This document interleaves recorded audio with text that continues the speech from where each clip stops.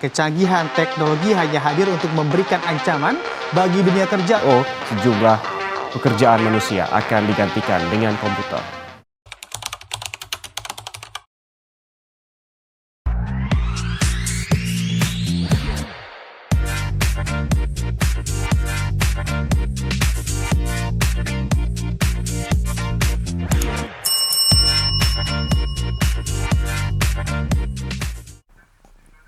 Emang benar ya, beberapa tahun ke depan pekerjaan manusia bakal diambil alih oleh robot? Tenang-tenang guys, gak semua pekerjaan di dunia ini bakal diambil alih sama robot kok. Seperti yang kita tahu, kalau robot itu kan buatan manusia, kecerdasan yang robot punya juga dikelola manusia. Jadi gak mungkin kan kalau dunia ini bakal diambil alih sama robot. Nah, di video kali ini, Ai bakal kasih tahu 5 pekerjaan yang tidak dapat tergantikan oleh robot. Yang pertama, pekerjaan kreatif. Nah, pekerjaan ini melibatkan kreativitas. Meskipun AI dapat menciptakan karya seni dan musik yang menyerupai karya manusia, tetapi keunikan, emosi, dan kehalusan yang dibawa oleh manusia sulit untuk diduplikat oleh mesin.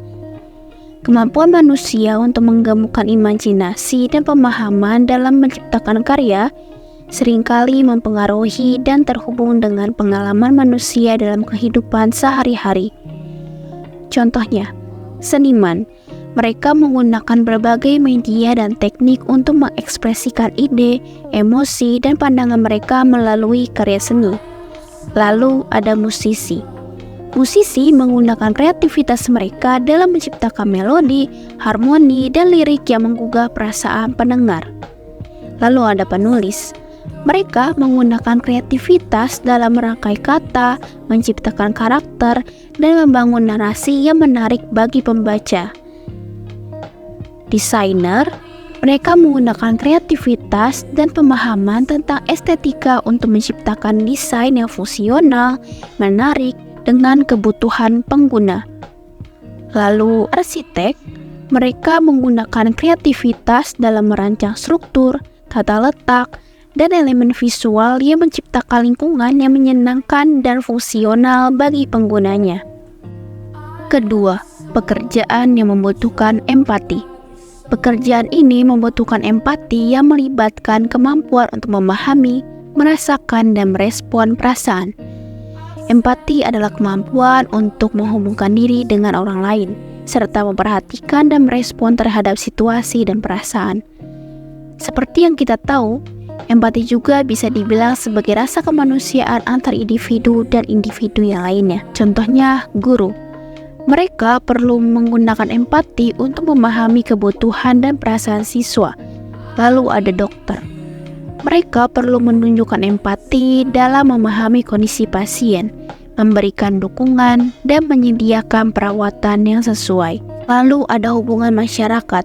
Mereka bekerja untuk berbagai kelompok masyarakat yang rentan atau membutuhkan bantuan.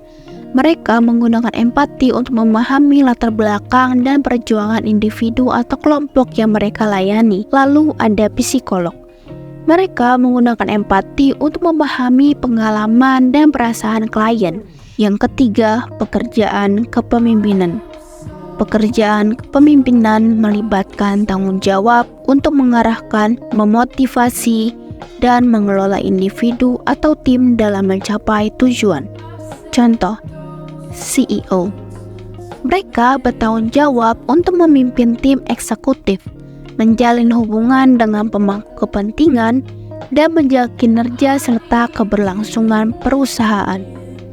Lalu ada HRD. Mereka bertanggung jawab atas pelaksanaan kebijakan dan program terkait karyawan. Lalu manajer. Manajer juga berperan dalam mengelola karyawan, mengatasi kinerja, memberikan umpan balik. Lalu ada pemimpin tim. Mereka juga berperan dalam membina hubungan kerja yang baik, memberikan dukungan dan pengembangan kepada anggota tim, serta memfasilitasi komunikasi yang efektif. Keempat, pekerjaan keamanan dan hukum. Pekerjaan di bidang keamanan dan hukum seringkali melibatkan interaksi dengan manusia dalam situasi yang kompleks dan emosional, membutuhkan penilaian konteks dan pengambilan keputusan yang melibatkan pertimbangan moral dan etika. Contohnya, ada polisi.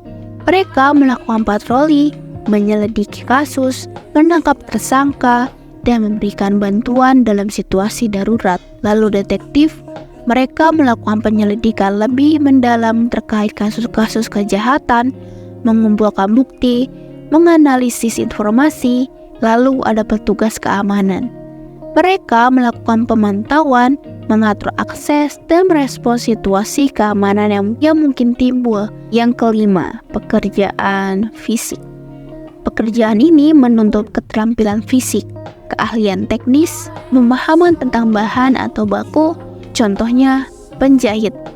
Mereka mengerti pola, mengukur, dan memotong kain serta menjahitnya menjadi pakaian jadi. Lalu ada koki. Mereka memiliki pengetahuan tentang teknik memasak, bahan makanan, penyajian makanan, dan kebersihan dapur. Lalu ada pemadam kebakaran. Tugas mereka meliputi pemadam kebakaran, penyelamat korban, evakuasi, dan penanganan bahaya. Lalu pekerjaan konstruksi. Mereka melakukan berbagai tugas fisik seperti pembersihan lokasi, penggalian, pengecoran, pemasangan materai, pemasangan pipa, dan finishing. Jadi guys, walaupun industri dan perkembangan teknologi semakin berkembang, tetap kok gak sepenuhnya robot bakal ambil alih pekerjaan manusia. Karena pada dasarnya manusia dan robot itu berbeda ya. Manusia diciptakan dengan kecerdasan, emosi, kreativitas, etika, moral, keterampilan fisik, dan interaksi sosial yang berbeda dengan robot. Sedangkan robot, segala macam bentuknya sudah diprogram oleh pembuatnya. Mereka hanya beroperasi berdasarkan perintah dan algoritma yang telah diprogramkan. Jadi jangan khawatir, karena tidak semua perkembangan teknologi seperti robot membawa pengaruh negatif. Semoga kita dapat menyikapi baik dan bekerja sama dengan perkembangan teknologi yang ada ke depannya. Tetap semangat, bye-bye!